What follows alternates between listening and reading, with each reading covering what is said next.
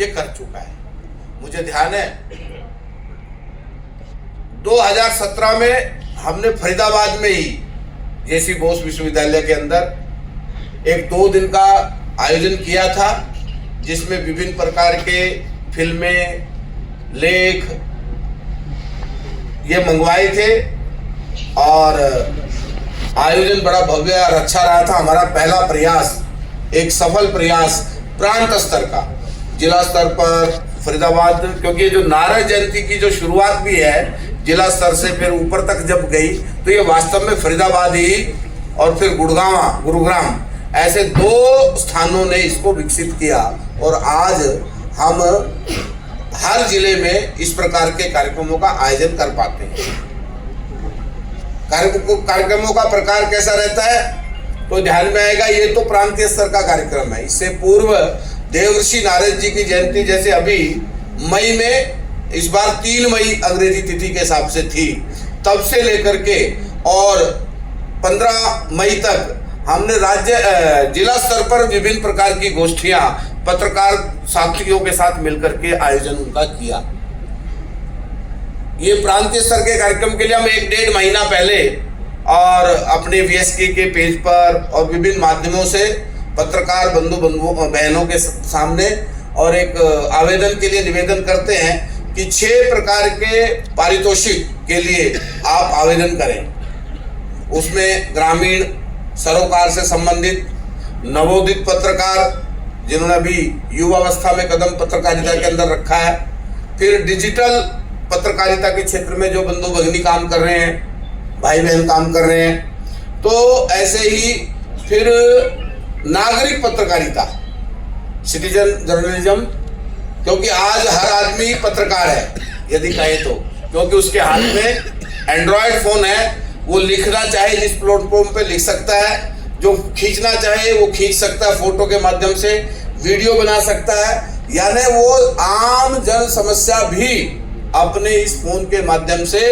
और हम सब के सामने है। सोशल मीडिया और हमारे आम नागरिक की के द्वारा भेजी गई न्यूज, ये मेन स्ट्रीम मीडिया की न्यूज बनती है।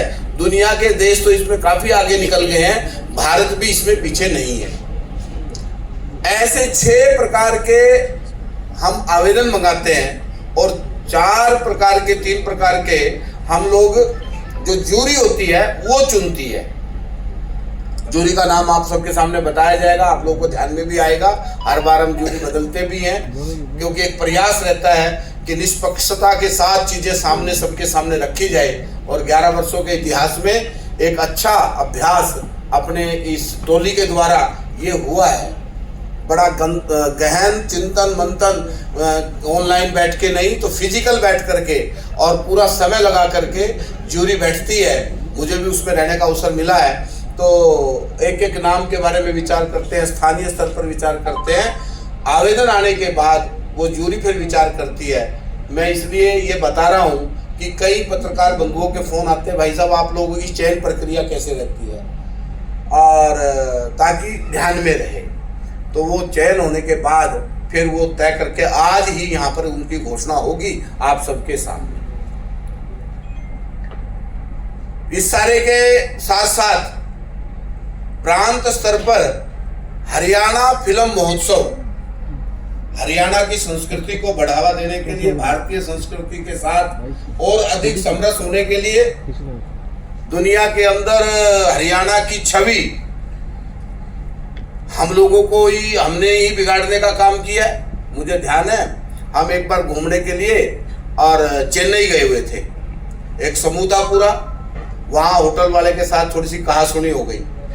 तो हमारे में से एक ने कहा कि ऐसे ना मान लिए, कहते तना मैं हरियाणवी में बता रहा हूँ। आखिर वो था तो चेन्नई, उसको कितनी समझ में आएगी मुझे पता नहीं। तो पर यू मान्या को नहीं कहने लगा, तो यूँ ना मान लिए हरियाणा का हूँ, यानी हरियाणा तो हूँ, यानी तो हमारे अमिताभ जी का स्टाइल आने वाला। तो ऐसा हमने बना लिया है। मेरे एक मित्र, विवेक पत्रिका महाराष्ट्र से निकलती है, हमारे एक मित्र के पास फोन आया, कहते मैं हरियाणा आना चाहता हूँ, आइए ना, मैंने शोध करनी है, करिए। कहते नहीं, पर मेरे एक दोस्त ने मेरे को डरा दिया है, क्या हरियाणा जाएगा? तू ठीक तो है? यानी हरियाणा जाएगा, यानी ऐसा एक नैरेटिव, ये हरियाणा जो हरियाणा 10,000 साल की संस्कृति का प्रमाण ये राखी गढ़ी के अंदर उपलब्ध है, उस हरियाणा के बारे में दुनिया के अंदर परसेप्शन क्या बन गया है? जो हरियाणा युद्ध के मैदान में भी शांति के गीत गीता के रूप में सुनाता है।